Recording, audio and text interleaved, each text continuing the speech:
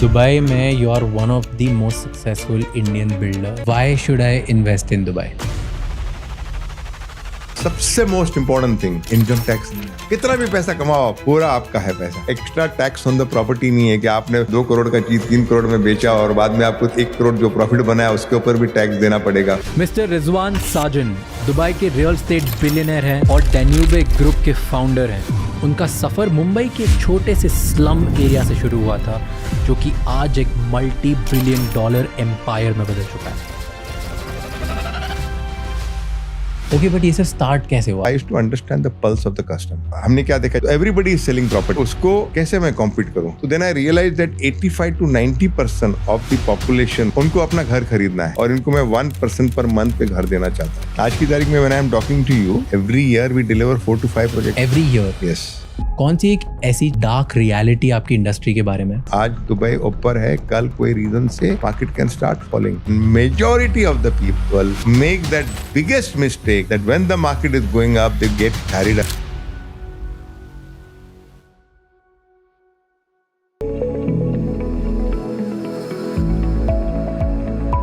जब हम सारे दोस्त लोग बात करते हैं दुबई के बारे में, अभी स्पेसिफिकली जो मेरे थोड़े से रिच टाइप फ्रेंड्स हैं, तो एक जोक चलता है हम लोगों के बीच में कि इंडिया में सबसे महंगी जगह दुबई है।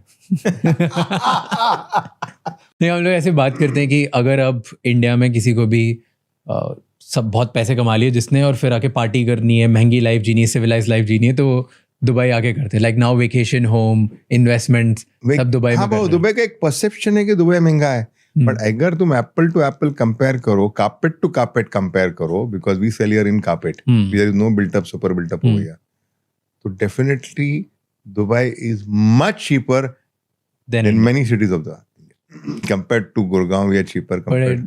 अब इतना डेप्थ में आज बात करेंगे ना तो लोगों को पता चलेगा, नहीं तो ऐसे दूर से आप लोग ब्लिंगी इतना बना देते हो कि ऐसा लगता है कि दुबई ब्लिंग शो ऐसा है। बहुत ही ब्लिंग ग्लैमरस। मैं नीचे ऑफिस में आया, एक बिल्डिंग का दूसरी बिल्डिंग का मॉडल, तीसरी बिल्डिंग, मैं ये बहुत ज्यादा अलग ही लेवल पे लग रहा है। And that's how you everything you show is like super super super. वो है ऐसा। आज की तारीख में when I am talking to you, we have 15 projects on the flow which is getting ready. Every year we deliver 4 to 5 projects every year. Yes. Okay but ये सब start कैसे हुआ? आप दुबई में you are one of the most successful Indian builders. In fact forget Indian, you're one of the most successful builders here and that's an inspiration. तो मुझे एकदम beginning से स्टार्ट करना है। मेरे को पता है बहुत बार बात कर चुके हो आपने मुझे बताया, but let's go back again. तो चाइल्डहुड से बताओ, फर्स्ट कहाँ पे आप पैदा हुए, उधर आसपास कैसा एरिया था, हाउ वाज योर चाइल्डहुड, लोग कैसे थे? ओके, पैदा जब मैं हुआ था तभी तो मैं स्लम में था, तो मुझे वो स्टोरी तो याद नहीं, डैडी कभी सुनाते तो याद है कि तो पैदा हुआ था स्लम में। बट पैदा होने के साथ ही वहाँ पे एक लॉटरी सिस्टम इंडिया में होती, माड़ा करके एक एरिया है, वहाँ पे एक लॉटरी सिस्टम देते हैं जहाँ पे सब्सिडाइज्ड आपको घर मिलता है, और लॉटरी में से समझो ना कि मिलियन में से 10 आदमी को मिलता है, ऐसा कुछ सिस्टम होता है।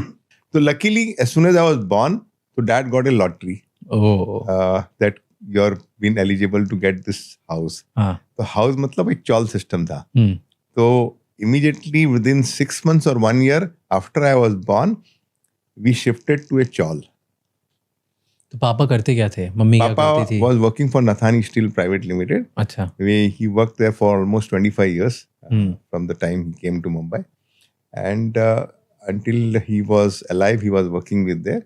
फिर मुंबई आके फिर वो हम लोग चौल में चले गए, and chawl was very good because chawl के अंदर खुद का अपना बाथरूम था, वहाँ बाथरूम भी नहीं था, ये खुद की अपार्टमेंट, अपना खुद का प्राइवेट बाथरूम है, एक 1 रूम किचन, मतलब एक ही रूम के अंदर मैं, मेरी सिस्टर, मेरे ब्रदर, हम लोग तीनों सोते थे उसी के अंदर। कोई आसपास ऐसा नहीं था वहाँ पे?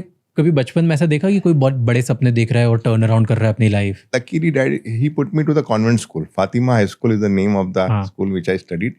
I still go there sometime. And that school is a convent school जहाँ पे सब अमीरों के बच्चे आते थे। अच्छा। And I think I was the poorest one in that school. So it was a very, very difficult situation for me because pocket money बहुत छोटी मिलती थी हमको। कितनी पॉकेट मनी मिलती थी? 15 रुपये। 15 रुपये दिन की, हफ्ते की, महीने की? महीने की। ओके। महीने की 15 रुपये पॉकेट मनी मिलती थी। तो कैंटीन में जब भी हम जाते थे तो कैंटीन के अंदर कोई समोसा खाने के लिए या कोई तो 4 आना 8 आने का जो भी तो थोड़े दिन में ख़त्म हो जाता था। बस का फीस बचाने के लिए हम लोग चल के जाते थे, मैं और मेरी सिस्टर, कि चलो बचा के थोड़ा पैसा बचेंगे, वहाँ पे कैंटीन में यूज़ होगा। तो वहाँ सारे जब रईस बच्चे होते थे तो कभी ऐसी फीलिंग आई कि मैं थोड़ा इन्फीरियर हूँ इनसे? बिल्कुल, हमेशा हमेशा से फील होता था ऐसा, बिकॉज मेरे पैसे एक हफ्ते में ख़त्म हो जाता था जो हम पॉकेट मनी दिए। उसके बाद कैंटीन में जाओ तो मेरे दोस्त लोग समोसा खा रहे हैं, अब कितनी बार उसको पूछूं कि यार मेरे लिए भी समोसा दे दो। तो ये तो हमेशा का था। बट ऐसे फिर जेलअप कैसे हुए लोगों से, क्योंकि यूजुअली सबकी प्रॉब्लम होती है ना। हाँ, तो फिर वो डैडी को बोला कि प्लीज़ मुझे कुछ पैसे दो। तो डैडी बोला मेरे पास इससे ज़्यादा पैसे नहीं, आता था नहीं, स्कूल फीस देना 15 रुपया। उसने पता बैलेंस शीट बता दिया अपना। तो फिर मैंने छोटा सा पैसा लिया डैडी के पास से, 500 रुपया उधार लिया उनके पास से। मैंने कहा मुझे प्लीज़ दे दे दो, मुझे कुछ ना कुछ करना पड़ेगा ताकि मैं मेरे दोस्तों के साथ बैठ के कम से कम एक समोसा चाय तो पी सकता हूँ कैंटीन के अंदर, और कुछ नहीं। तो फिर वो 500 रुपये से एक छोटा सा बिजनेस स्टार्ट किया। क्या बिजनेस स्टार्ट किया? होलसेल मार्केट में गया, मस्जिद बंदर में, वहां से बुक्स उठाए, स्टेशनरी बुक्स होते हैं ना, तो वो स्कूल बुक्स लाके सारे दोस्तों को बोला भाई तुम स्टेशनरी शॉप से दो बुक्स ले रहे हो, मेरे से आप books low please, I will give you same price. तो वो घर पे डिलीवर करके दूंगा तुमको। तो उसमें मुझे 10% 15% मार्जिन मिल जाता था from the wholesale price to the retail price. तो उस करते करते I used to make 75 to 100 rupees pocket money every month, वो स्कूल के स्टेशनरी के टाइम पे। उसके बाद और वापस नेक्स्ट मंथ चाहिए, तो फिर रक्षाबंधन आ जाता था, तो रक्षा राखी बेचता था। उसके बाद फिर दिवाली आती थी, दिवाली के अंदर पटाखे बेचता था, वही बाकड़ा लगा के, जरा छोटा सा एक बाकड़ा लगाया होलसेल मार्केट से लाया, उधर ही बिल्डिंग वाले को सबको एरिया के अंदर उनको देता। मेरा मेन मकसद क्या होता था कि मुझे कमाना है 75 रुपये 100 रुपया जो मैं कैंटीन में खर्च सकूं, और इंस्टेड ऑफ लोगों से मांगने के किसी को चाय पिलाना है तो ये भाई मेरी तरफ से चाय पी तू। और कितने साल के थे वैसे उस टाइम पे? 12 साल। 12 साल। तो 12 साल में ये आइडिया कैसे आया कि मैं होलसेल मार्केट में मजबूरी थी, आइडिया नहीं आया कि मेरे पास मजबूरी थी, मुझे पैसा कमाना था। और प्रॉब्ली वो इनबॉर्न क्वालिटी थी। I would always say business करने के लिए सब कुछ होना चाहिए, इनबॉर्न क्वालिटी होनी चाहिए कि कैसे पैसा बनाओ। तो मैं चलो चलते हैं। एंड फिर इसके बाद नेक्स्ट क्या किया? तो ये तो चलता रहा, 100 रुपए के लिए 100-150 रुपए के लिए काम करता रहा। फिर एक टाइम ऐसा भी आया कि कुछ भी नहीं था सीजन, ना फटाके का सीजन, ना रक्षाबंधन, ना कुछ भी। तो अभी पैसा तो चाहिए, तो दूध बेचा। अच्छा चल रहा था वहां पे, 150 रुपया सैलरी के लिए काम कर रहा था वहां पे। और पहले महीने तो पूरा पैसा मिला। 27th of सितंबर मुझे याद है, उस दिन एक डिलीवरी करने गया मैं दूध। वहां पे एक हमेशा से एक मोटी सी औरत आके दूध लेती थी मेरे पास से, और मुझे हिसाब मिल जाता था कि इसने 2 लीटर लिया या 1 लीटर लिया। अभी उस दिन मोटी सी लड़की नहीं आई, एक मेरी जो फ्रेंड जिसको मैं डेट करता था, मतलब कॉलेज में, I was almost 15 years old, तो जिसके साथ में चाय में घूमने जाते थे हम लोग, फिरने जाते थे, तो वो गर्लफ्रेंड टाइप बोल सकते हो उसको, पहला क्रश। तो उसने दरवाजा खोला और उसने मुझे देखा, और she was shocked of course, and I was shocked के यू। तो मैंने कहा, मुंह लटक गया, मैंने कहा मैं आई डिडंट न्यू के you are staying in this apartment, I am sorry. तो उसने दूध लिया और दरवाजा ढम करके बैंग कर दिया मुंह पे। शॉक्ड कंप्लीटली, बिकॉज मुझे लगा ये तो बहुत बड़ा प्रॉब्लम हो गया अभी, ये तो मुझे शक्ल भी नहीं देखी मेरी, विच वाज द फैक्ट। तो दूध वाले भैया के साथ कौन डेट करेगा? और ये बॉदर नहीं किया कि गर्लफ्रेंड चली गई, कोई भी काम छोटा है या बड़ा है, ये सब चीजें कभी बॉदर करी? ऑफ कोर्स, डेफिनेटली गर्लफ्रेंड चली गई तो थोड़ा सा बॉदर तो हुआ, बट ठीक है, that was a part of life. दूसरी आ जाएगी, पैसे होंगे तो। अच्छा। ये 14 साल में ही सोच लिया था। ऐसा होता है? होता है। पैसे होएगा तो फिर चाय पिलाने किसी को लेके जा सकते हो। पर उसके बाद तो अब ये 14-15 हो गए, राइट? एंड देन 16 में I think you lost your father. Correct. तो क्या हुआ था उधर? तो वो पहले तो सिर्फ 100 रुपए की प्रॉब्लम था कि 100-150 रुपया कमाना है। 16.5 years में डैडी का एक्सीडेंट हो गया, ट्रेन एक्सीडेंट हुआ, तो डैडी उसमें गुजर गया। तो पूरा सोल्यूशन अभी पता नहीं क्या करना, बिकॉज पूरा घर की जिम्मेदारी हमारे पे आ गई। यू नो, फादर की डेथ होना is at least as for a son, जितने मेरे फ्रेंड्स हैं, मैंने उनसे बात करी है या आई हैव अंडरस्टूड समथिंग, बहुत स्कैरी मोमेंट है, राइट? और उस टाइम में बहुत चीज़ें टफ हो जाती है। सबसे टफ क्या था आपके लिए उस पॉइंट पे? फादर की जब डेथ हुई थी ना, ये बात मैंने किसी इंटरव्यू में नहीं बोला है. Daddy was very discipline person के ऑफिस से घर और घर से office, and that was his life. objectives in life. तो not daddy not coming to the house is not heard of. Like तो पुलिस स्टेशन में गए, वहाँ कंप्लेन लिखाई. एक दिन तक कुछ पता नहीं चला. फिर वहाँ से एक फ़ोन आया पुलिस स्टेशन से कि can you please come and identify if this the person is your dad. तो पूरे एकदम that time it was like how do you identify. इसे यहाँ पे जहाँ से तुम्हारे डैडी आते हैं और उस स्टेशन के बीच में एक एक्सीडेंट हुआ है, तो वहाँ पे कुछ लोगों की मौत हुई है, and we want you to see if your dad is in that. So at the age of 16 and a half, I was taken into morgue. You can imagine the situation I went through. Father के death के बाद क्या लोगों का attitude change होता है आपकी तरफ? बहुत बड़ा एटीट्यूड चेंज हो गया था मुझे. मतलब कि क्या डिफरेंस देखा आपने कि जब डिफरेंस ये फादर होता है होते हैं versus- कि you depend on your relatives to help you. कि जब भी आपको तकलीफ नहीं आएंगे तो सबसे पहले you look on your relatives के कौन हेल्प करेगा, and you will be surprise कि कोई हेल्प नहीं करता है उस टाइम पे. एंड मेरे साथ ऐसा हुआ. सब ने आंखें फेर ली कि Rizwan yes we are with you, and कोई ज़रूरत पड़े तो बताना. बस इतना सा खाली एक हौसला दिया था. बट किसी ने आगे ये नहीं बोला कि बेटा तेरे घर पे राशन नहीं है तो मैं राशन तुझे डाल के दूँ. तो आप गए किसी से मांगने, बोला कि राशन दो या हाँ, एक अंकल के पास गया था. क्या हुआ फिर? तो उसने आधा महीने का राशन दे दिया. तो बोले बेटा इतना ही संभाल, बाकी तू तेरा कर ले. किसी ने हेल्प नहीं करी? हेल्प नहीं किया किसी ने. एंड जब फादर होते हैं तब सब हेल्प करने सब फादर होते तो डेफिनेटली, पैसे तुम्हारे पास होते तो सब तुम्हारे साथ होते. नहीं होते तो डेफिनेटली, ये दुनिया ऐसी है मेरे भाई. This is the way the whole life is. When you want people to help you at that particular time, and then we were not that rich people also, something कि कि we had that sort of a thing कि मुझे कोई help करने के लिए आएगा और कितना दिन हेल्प करेगा. वो भी सोचता है कि मैं उसको हेल्प करूँगा तो एवरी मंथ तो राशन नहीं दूंगा उसको. तो वो अच्छा मुझे सबक सीखने मिला, because that particular situation help me to get more stronger. कि यार मुझे कोई हेल्प नहीं करना है, जो भी करना है मुझे ही करना है, and I have to make it happen. Is that a void? Do you help your relatives today?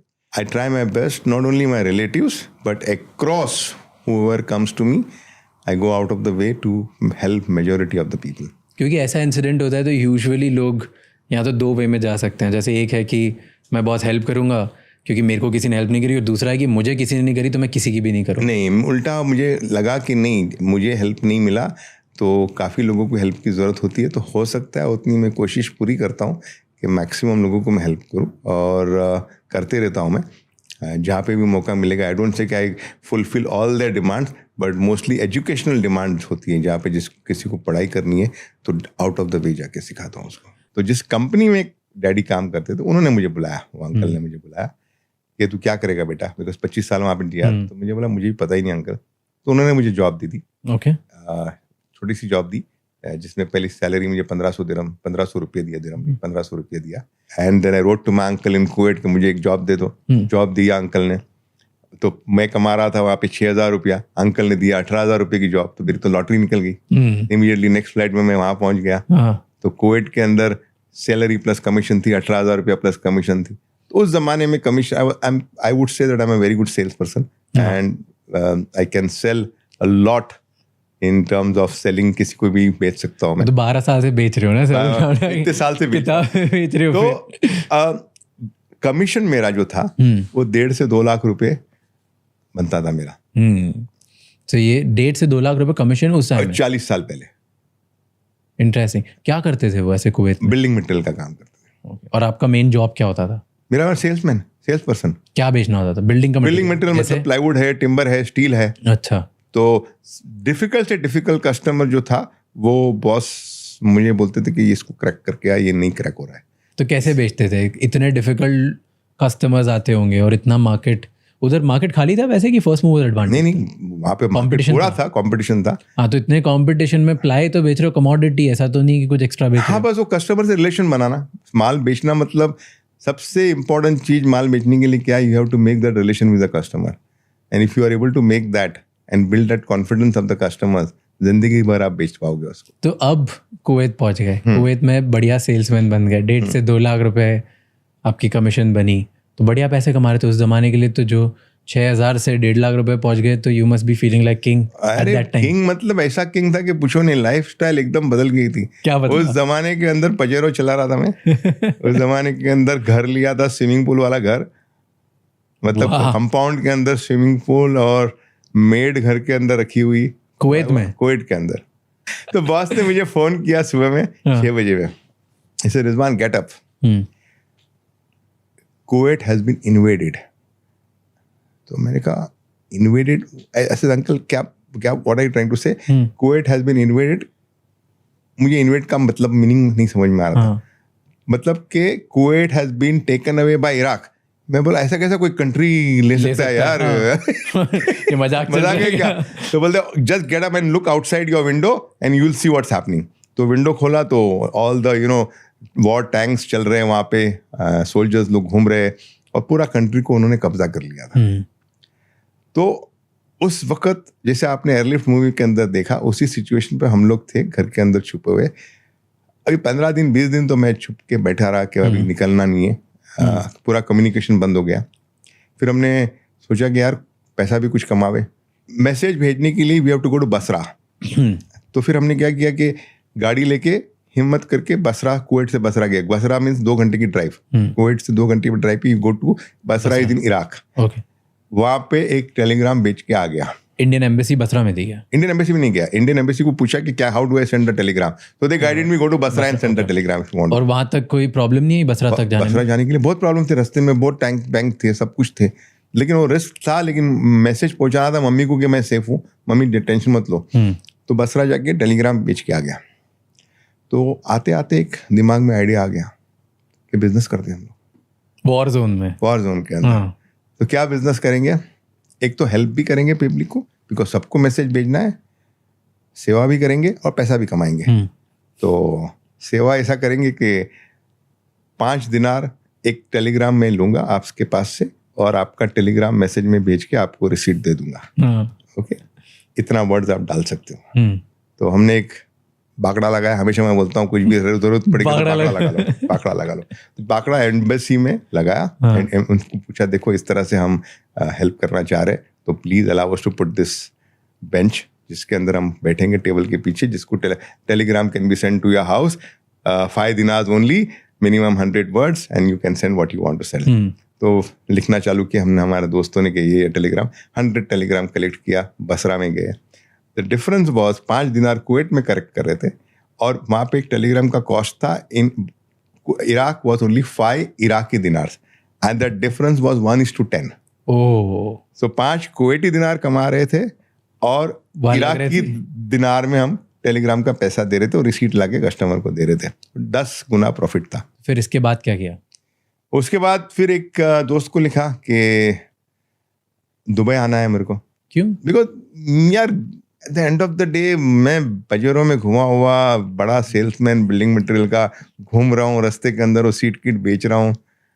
ठीक है, पैसे बन रहे थे, but at the end of the day that's what not I wanted to do. I wanted like when you have tasted something, you're selling steel and wood and talking to different merchants and selling them, और ये जाके पानी पूरी दुकान में बेच रहा हूँ कि यार मेरे से सीट किट ले लो। तो उसको लिखा था कि जॉब दे दो मुझे। उन्होंने जॉब बोला कि रिजवान मैं तुमको जॉब दूंगा, और 3,000 रुपये की सैलरी, 3,000 दिरहम में सैलरी में बुलाऊंगा, मतलब 36,000 रुपये उस वक्त के। तो मैंने कहा प्लीज बुला लो, एंड कुछ बेचूंगा तो उसके ऊपर 25% कमीशन देगा। तो ये 2.5 लाख रुपए छोड़ के 36,000 की नौकरी करने चले गए? कुछ बेचेगा तो 25% कमीशन मिलेगा। ओके। बेचना आता था मुझे, यहाँ से उसका हार्डवेयर का काम था, तो वही बैग लेके हार्डवेयर मार्केट के अंदर, आज भी मेरे हार्डवेयर मार्केट के अंदर हर एक दोस्त यहाँ पे जिसको मैं माल बेचता था, मुझे सब जानते कि ये आदमी हार्डवेयर के दुकान का एक बैग लेकर आता था, वो बोलता था ये ले लो, ये ताला ले लो, ये क्या बोलते हैं उसको, नल ले लो। तो ये सब चीजें बेच के सेल्समैनशिप की तरह बेचता था, और इसको अच्छा खासा बिजनेस करके दे दिया मैंने। सो बिल्डिंग मटेरियल यहाँ पे दुबई में ब्रोकरेज फर्म स्टार्ट करी, तो बेचते कैसे थे? कस्टमर्स कैसे ढूंढते थे? उसी तरह से जैसे परसिस्टेंटली फॉलो अप करके। बट कहाँ, मतलब किसी को अगर सेटअप करना हो बिजनेस, आई एम आस्किंग, क्योंकि ना मेरे बहुत सारे व्यूअर्स ऐसे यंग लोग हैं इंडिया में, दुबई में, अराउंड द वर्ल्ड, अमेरिका में, सब जॉब कर रहे हैं और अभी वो उस पॉइंट पे हैं जहाँ पे 25 साल के हैं, 30 साल के हैं, वहाँ पे अब यार की जॉब कर ली है, बिजनेस स्टार्ट करना है. Okay. So I'll tell you how I came into the building material business. Brokerage हमने देखा कि अच्छा चल रहा है. एक सिचुएशन ऐसी आई कि एक किसी को वुड बेचा आपने, मिस्टर फारूक, पेट्रा ट्रेडिंग, जिंदगी में कभी नहीं बोलूंगा, उसकी वजह से मैं आज जो भी हूँ. उसको हमने वुड बेचा कुछ $200,000 का, और वो बीच वुड जिसका नाम है वो पोर्ट में आ गया. पोर्ट में आ गया तो फिर उसके बाद फंगस था उसके अंदर. तो मुझे वो मिस्टर फारूक ने फोन किया पोर्ट से. हमार ताल ही नहीं, मतलब हमार का मतलब डोंकी कम यार. ओके. तो मैं बोला मुझे क्यों बुला रहा है भाई, तो क्या ऐसा तो क्या हो गया? बोलता है you told me this company good and the wood is good and you are liar and this. तो मैं भाग के गया पोर्ट में, तो मैंने देखा पोर्ट में उसका वुड आया था उसका. तो मैं बोला mister Farooq, this wood is good only because of the fungus, there is because the moisture the fungus has come in the wood. एंड उसको मैंने साफ करके दिखाया कि देख, if you remove this by the brush the fungus, the wood is very good. तो वो मानने को रेडी नहीं है. 50% पे माना हूं. बाहर आए हम लोग, मैं और मेरा सप्लायर. मैंने कहा देख ये जुल्म कर रहा है अपने पे, माल अपना खराब नहीं, तुमको भी पता है मुझे भी पता है, ये बस खाली एडवांटेज ले रहा है सिचुएशन का. तो बोले क्या सोल्यूशन है अपने पास? सप्लायर को भी जानता था, मैं काफी टाइम से कोविड में माल बेचता था उसका. बोला सोल्यूशन एक ही है, ये मटेरियल तो मुझे कंसाइनमेंट पे दे दे. कंसाइनमेंट मतलब आप मुझे दोगे फ्री में, मैं बेच के तुमको वापस दे दूंगा. $2 लाख का माल. रिजवान साजन ने नया बिजनेस स्टार्ट किया है, लेकिन वो ability to convince the supplier कि देख भाई तेरे पास एक ऑप्शन है, या तो $1 लाख ले ले और तू निकल, या तो $2 लाख का दे, मुझे सिर्फ 10% डिस्काउंट चाहिए मुझे, मतलब तुझे मैं $1,80,000 वापस करूंगा. तो सप्लायर को समहाउ लगा कि नहीं यार ये रिजवान कहाँ भाग के जाएगा मेरा पैसा लेके. उसने मुझे मटेरियल वो कंसाइनमेंट में दे दिया. कंसाइनमेंट मैंने लिया. एक दोस्त को वेयर हाउस को फोन किया कि भैया देख ये कंसाइनमेंट तेरे वेयर हाउस में मुझे 15 दिन रखने दे, मैं थोड़ा सा इसको साफ सफाई करूंगा. उसने बेचारे ने फ्री में मुझे वेयर हाउस यूज करने दिया. शारजा के अंदर वेयर हाउस था. 4-5 पठान को बुलाया, पूरे बंडल्स को खोला, बंडल पूरा साफ सफाई किया ब्रश से, फिर वापस उसको पैक किया एकदम नया दुल्हन की तरह, और फिर मार्केट के अंदर लेके गया कि देखो मेरे पास रेडी माल पड़ा हुआ है, ये बीचवुड और ये उसकी क्वालिटी है, ये पिक्चर है. तो वो $2,20,000 में मैंने बेचा. नाइस. मेरा खर्चा जो मैक्सिमम $5,000 आया था, मुझे डिस्काउंट मिला कस्टमर के, सप्लायर के पास से 2 लाख वाला $1,80,000 के अंदर. मतलब मेरा कॉस्ट पड़ा $185,000, जो मैंने $2,20,000 में बेचा. तो मुझे प्रॉफिट हुआ $35,000 on that one consignment. Nice. मैंने कहा यार ये तो लॉटरी है, मतलब ब्रोकरेज तो ठीक है, 1-2% का काम है, ये बड़ा माल है, बड़ा मार्जिन वाला काम है. ट्रेडर बन जाओ, लेकिन ट्रेडर बनने के लिए पैसा चाहिए. पैसा मेरे पास नहीं है. एक तो लॉटरी लग गई, चलो ये तो बाय फ्लूक हो गया. फिर मैंने सारे सप्लायर को मैंने लिखा, देखो अगर आपको भरोसा है तो प्लीज मुझे $25,000 $50,000 का माल आप कंसाइनमेंट पे दो, मैं बेच के आपको दूंगा माल. तो बेचारों ने सपोर्ट किया मुझे. एक रिलेशन की वजह से 10 साल में कुवैत में काम करता था उनके साथ, तो उस तरह से मैं ट्रेडर बना. Not misguiding them. एक होता है कि most of the majority of the people जिसको बिजनेस करना है ना, उसको ओवरनाइट सक्सेस पाना है, and that is where they fail. मतलब ओवरनाइट पैसे बनाना है, किसी भी तरह से पैसे बनाना है, बट जो बंदा प्रॉपर सिस्टमेटिक वे से पैसा बनाएगा विदाउट मिसगाइडिंग द बायर और without misguiding the supplier, long way सोच के काम करेगा ना, वो जिंदगी में कभी उसका नुकसान नहीं होगा. पर ट्रेडिंग में सबसे बड़ा एडवांटेज कॉस्ट का नहीं होता कि परचेज करते टाइम आपको सस्ता खरीदना होता है. परचेज राइट टाइम पे, see when you are in the market you know कि ये प्राइस है इसकी, और ये प्राइस पे आपको खरीदना है, और ये प्राइस में आप बेच पाओगे. तो सप्लायर आपको सस्ते में क्यों देंगे? क्योंकि आप तो नए हो, पैसे भी एडवांस में नहीं दे रहे हो. मार्केट प्राइस पे देंगे, बिकॉज उसका मैं बाकी माल भी बेच रहा था. This supplier who was giving to me this $25,000 $50,000, उसका मैं बाकी कस्टमर को भी उसका माल बेचता था. तो मुझे सपोर्ट करने के लिए मेरे लिए एक छोटा सा कंसाइनमेंट वो अलग से कंसाइनमेंट में देता था. नाइस. जिसका मैं माल बेच के उसको वापस करता था. और ट्रेडिंग करते करते फिर बैंकों में गया.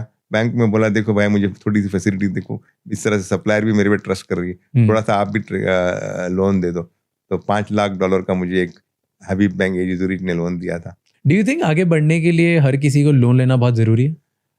आई थिंक अगर आगे बढ़ना है ना तो लोन लेना जरूरी है, बिकॉज अदरवाइज तुम अपने खुद के पैसे से एक मिनिमम बिजनेस कर सकते हो, बट अगर एक्सपांड करना है तो बैंक का सपोर्ट लेना बहुत जरूरी है।